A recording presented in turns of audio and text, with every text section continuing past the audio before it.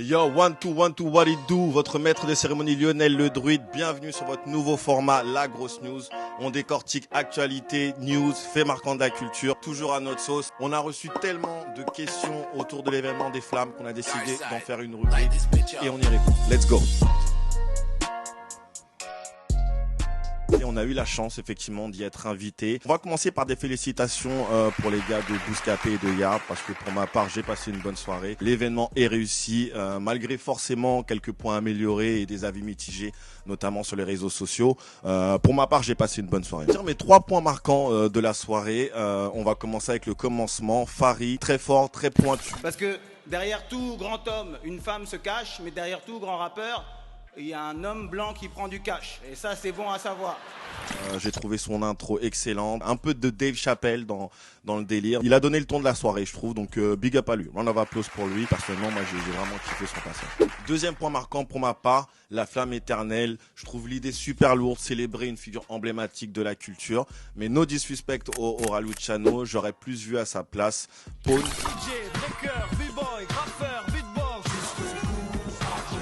Et du coup son collègue du groupe de la FF, producteur émérité de la Funky Family, qui aujourd'hui est alité et combat une maladie qui est la maladie de Charcot. Donc j'aurais plus vu Pone pour le coup en flamme éternelle, mais l'idée de célébrer la culture, de célébrer une figure emblématique de notre culture, je trouve ça très lourd.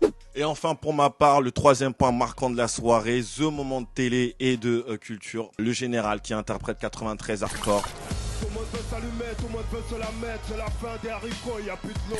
Très très lourd, vraiment on s'y attendait pas. J'ai senti dans la salle à ce moment-là une petite crispation de certaines personnes, des gens qui ont tenu un peu leur sac à main près d'eux. Alors pour la petite blague, j'ai eu l'impression à ce moment-là que effectivement il y a eu un basculement de génération, des gens qui n'ont pas peut-être capter ce que représentait cet hymne de la culture.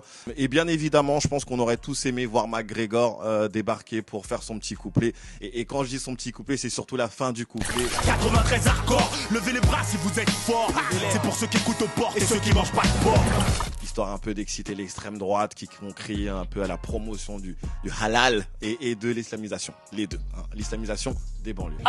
Pour l'année prochaine, j'aimerais voir un peu plus d'ambiance dans le public. Qui dit plus d'ambiance, plus d'animation. Il n'y avait pas de DJ dans la salle pour animer le début de cérémonie. Hey, that's fucked up.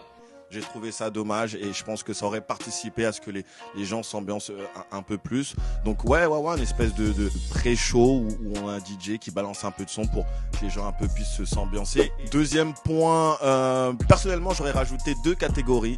DJ, parce qu'effectivement, comme je l'ai dit, il manquait un DJ. Et les DJ sont une partie intégrante, voire même super importante de la culture. Aujourd'hui, c'est vrai qu'il y a beaucoup de DJ de kermesse.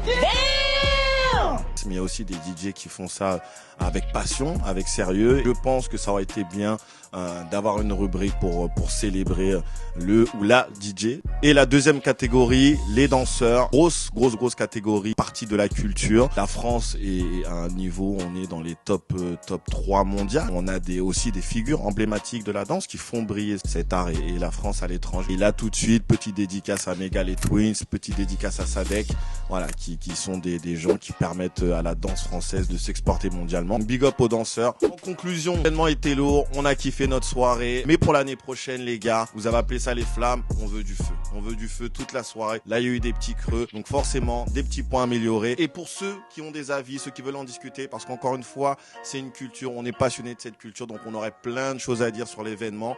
N'hésitez pas à commenter, mettre des petites réflexions en commentaire et on rebondira dessus. On essaiera même de faire une émission et vous pourrez venir en discuter avec nous. Et enfin, pour terminer, message personnel à destination des gars de Yard et de Bouscapé. Pour l'année prochaine, les gars, si vous avez besoin de remettants, de maîtres des cérémonies, holla at your boy.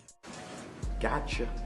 You get what I'm saying? Parce que JP, ça va 2 secondes avec ses yo, wesh. C'est pas carré, les gars. En live dans ton Facebook, en live dans ton téléphone.